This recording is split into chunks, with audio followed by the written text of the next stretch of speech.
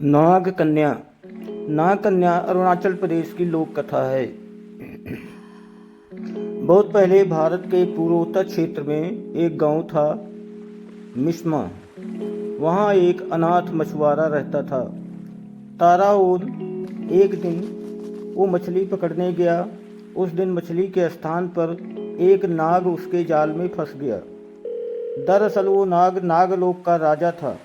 अपने पिता को जाल में फंसा देखकर नाग कन्या घबराई। उसने सुंदर स्त्री का रूप धारण कर लिया। वो ताराओन के पास पहुंचकर बोली, यदि तुम मेरे पिताजी को छोड़ दोगे तो मैं तुमसे विवाह कर लूँगी। युवक मान गया और उसने नाग को छोड़ दिया। नाग कन्या ने उससे विवाह कर लिया। ताराओन और नाग कन्या का विवाह गांव वालों को नहीं भाया। उन्होंने विवाह की खबर राजा को दे दी। राजा ने ताराओन को बुलाकर कहा, तुमने हमारी परंपराओं को तोड़ा है, तुम्हें दंड मिलेगा। कल सुबह तुम्हारे और मेरे मुर्गे में लड़ाई होगी। जो हारेगा उसे गांव छोड़कर जाना होगा। युवक डर गया। उसने घर आकर सारी बातें पत्नी को बताई। नाग कन्या बोली, इसमें इतना डरने की क्या बात है? मैं अभी नागलोक से एक बलवान मुर्गा ले आती हूँ। ये कहकर वो नागलोक चली गई। कुछ देर बाद वो मुर्गा लेकर आ गई। दूसरे दिन राजा और युवक के मुर्गे में आपस में भिड़ गए। नागलोक का मुर्गा अधिक बलवान था, इसलिए राजा का मुर्गा हार गया। परंतु वो बोला, ताराओन, इससे फैसला नहीं हो पाया है। अतः कल सुबह जो टोकरी नदी को उल्टी दिशा में बहा देगा वही विजयी होगा।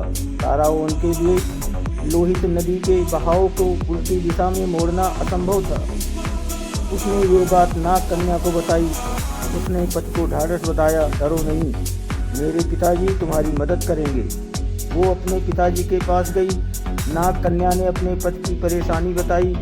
पिता ने उसे सुंदर टोकरी दी। कहा, टोकरी को नदी में डालते ही धारा उल्टी दिशा में बहने लगेगी। नाग कन्या अपने घर पहुंची। उसने ताराओन को सारी बातें बता दी। ताराओन ने टोकरी नदी में डुबो दी। इस पर तुरंत नदी का बहाव उलटकर राजा के महल तक पहुंच गया। ताराओन खुशी से झूम उठा और राजा से बोला, राजन, मैं जीत गया हूँ। शर्त के अनुसार आपको ये गांव छोड़कर चले जाना चाहिए। राजा कहाँ हार मानने वाला था। वो बोला, इस निर्णय को भी अंतिम नहीं माना जा सकता। अब हमें युद्ध करना चाहिए। इसी युद्ध से निर्णय होगा।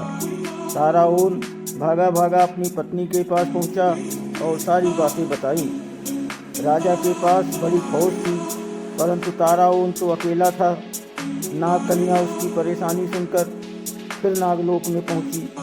वहां से वो सोने का ढोल और उसे बजाने की छड़ी ले आई। सुबह राजा अपनी फौज के साथ लड़ाई के लिए आया। ताराओन पहले से ही तैयार था। राजा और फौज को देखकर नाग कन्या ढोल बजाने लगी।